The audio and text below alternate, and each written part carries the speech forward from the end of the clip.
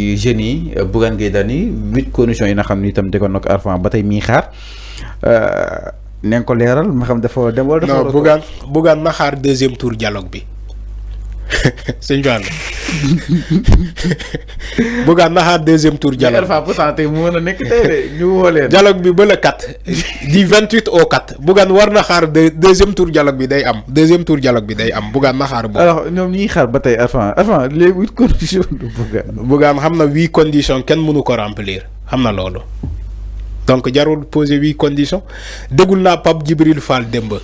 muy wax non Pape Djibril Fall non franchement le gars il a des problèmes quoi. nañ ko jàppale. Enfin franchement ñu doon souhaiter ces nouvelles pépites. nañ ko dafay teew concrètement. non ces nouvelles pépites ñoom Bougane ces pépites là amuñu ambition. ñoom Barthélémy Dias ces pépites là Pape Djibril Fall. en fait avant génération bu nekk ak ñi ngay àndal instant yi ñoo fi nekk que parti classique yi nga xam ne te wax. est-ce que ces pépites là am nañu ambition amuñu ambition. Pape Djibril Fall ban ambition la am nee na man Pape Djibril Fall dam ko déglu dem nee na moom engagé wul politique pour être xawma ministre pour être lan pourquoi il s'est engagé en politique donc. non pour jàppale askanam concrètement. nan lay jàppale askan wi sans responsabilité lan man engagé wu ma politique pour être président wala pour être ministre il a dit hier maintenant il s'est engagé en politique pour être quoi. ay altopé. peut-être on peut être responsable. responsable de quoi. dina. de quoi jàppale askan wi. quoi lan lay jàppale askan wi. non enfin nga nekk rek responsable teewul que ni peut-être. waaw nan ngay jàppale askan bu fekkee ama être ministre. mais yow yaa ngi nekk dara mais sa voix dafay. déedéet du loolu xam nga Fallou. après lépp loo fi wax gars yi. Fallou man je me suis pas engagé en politique. waaw man ma wax la tamit man je suis pas engagé en politique man toutefois si je m'engage en politique. mouvement la yor. waaw léegi mouvement am boobu. mouvement la yor Bougane tamit nee na du politique la engagé si mouvement la yor. dama ne tu sais qu'est-ce qu'il voulait dire. il n'est pas un politicien. il n'est pas un politicien. malheureusement il est un politicien comme Bougane. ils aiment tellement dire que ñoom politiciens yi ñoom c'est des politiciens Bougane c'est un politicien Pape Djibril Fall c'est un politicien xam nga lan mooy politicien. un gars qui s'est engagé en politique kooku la ñuy ne politicien la. dans le vrai sens du nom man je ne parle pas de politique politicienne. yaa ngi dégg wax ji politique politicienne dafa am. politicien dafa am. politicien dafa am. te la politique dafa nekk lu normal parce que. voilà merci. fi mu ne lu ñuy def nii rek c'est de la politique. merci. tu as bien attirer les téléspectateurs pour ñu seetaan. applaudissez Fallou il a gagné le grand prix. maintenant c'est ça. politique boobu comprendre naa mais ñoom nekkuñu ay politico politiciennes. voilà moo tax ma ne la. di teg ay dil ak di moo tax ma ne la ils aiment tellement dire aux gens que c'est pas des politiciens ñoom duñu ay politiciens si quelqu'un qui est engagé en politique il est un politicien. c'est l'art de convaincre peut-être. xam nga politicien mooy l'adjectif politicien ou bien politicienne. Si c'est une femme on dit politicienne. Si c'est un homme on dit un politicien. C'est le mot dérivé de politique. La politique, quelqu'un qui fait la politique est un politicien et le mot politique c'est la même famille, le sens lexical. Et qu'en est-il pour le politologue à fond? Voilà, le politologue c'est la même famille mais le politologue c'est lui qui donne peut-être des enseignements sur la politique. Comme un professeur de sciences politiques peut être un politologue. C'est celui qui délivre les cours en politique. C'est ce que j'ai dit. Un politicien de sciences politiques qui un professeur de sciences politiques. Sciences Pro. Voilà, les sciences pro. Les cours Sciences Pro. Un professeur qui enseigne la science politique peut être un politologue. Tu vois, quelqu'un qui s'est engagé en politique, il peut être appelé un politicien. Mais malheureusement, ñoom Pape Djibril Fall, ñoom ñu ne duñu ay politiciens mais ils sont engagés en politique.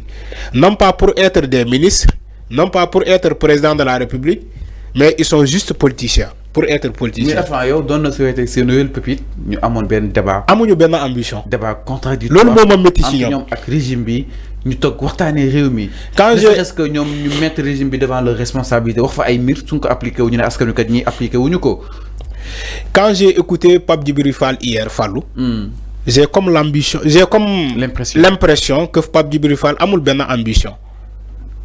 c'est un jeune gamin excusez-moi de l'expression, j'ai vu un gamin qui est devant tout le monde braqué de micro. Il dit oui dégg naa, il aime tellement employer jargon boobu. Oui dégg naa sax kenn moo ñëw ne ma wax qui parle pas yow li nga wax yow li nekk sa xol mais da nga ne dégg naa diw moo ma wax lii. Il faut arrêter ça. Un politicien bi def loolu yow ñemewoo jëloo sa benn responsabilité jëloo ko. Donc gisuma ambition ci jeune boobu Pape Djibril Fall franchement je l'aime beaucoup mais gisuma benn ambition ci moom. Bougane mooy koo xamante ne moom il joue un jeu de yo-yo moom il triche, il copie Ousmane Sonko en tant que, alors que la politique on copie pas, on invente. La créativité en politique, on innove. Il faut innover en politique. Le challenge, il faut créer un challenge. Ousmane Sonko dafa ñëw avec le PASTEF créer un challenge, innover la politique. Il dit rupture systémique, rupture. Ousmane Sonko c'est loolu la woote. Il a innové la chaîne politique. Un Bougane qui arrive doit innover avec gëm sa bopp. Un Pape Djibril Fall qui arrive doit innover. Andi lu bees nga woote ko. Moi j'aime le jeune qui Tahirou Sarr. Il est venu, il a dit aux Sénégalais, je suis un nationaliste. Voilà. C'est comme ça. Ñu bëgg la, ñu bañ la. Yow Tahirou Sarr tu as dit que Samuel Tahirou Sarr voilà Tahirou Sarr. Sénégalais yi bëgg la wala ñu bañ la, au moins yow Tahirou Sarr tu es venu, tu as innové, tu as dit aux Sénégalais écoutez man Tahirou Sarr man discours nationaliste la gëm parce que je suis un nationaliste. Il a assumé. Mais Bougane n'assume jamais. Pape Djibril Fall il n'assume pas. Moo tax ma ne la ñooñu amuñu ambition politique. Xam nga lan la ñuy gëm.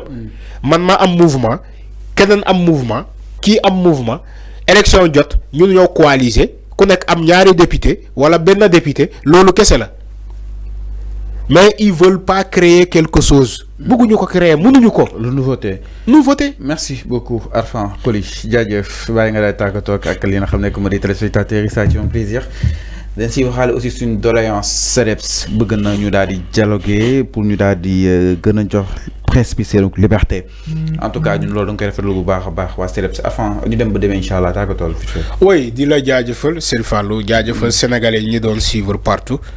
di remercier leen parce que ci seen fidélité les fidèles internautes suñu xarit yi suñu am di jàmm yi la diaspora sénégalaise maa ngi leen di nuyu di leen jaajëfal bu baax a baax surtout ci tabaski bi dañuy ñoom xar yu bëri ñoom ñoo koy jënd fii Sénégal ñàkkul ni que famille yu bëri ménage yu bëri diaspora bi moo leen di jox xar jënd seen xar ci seen kër yi famille yi voilà donc loolu am na maa ngi leen di jaajëfal ci seen jàmbaarte boobu jaajëfal sénégalais kilifa diina yi kilifa aada yi di jaajëfal ku mel ni Ousmane Diémé on est heureux de vous aussi Ousmane mon frère Ami Diallo merci beaucoup Ami Cheikh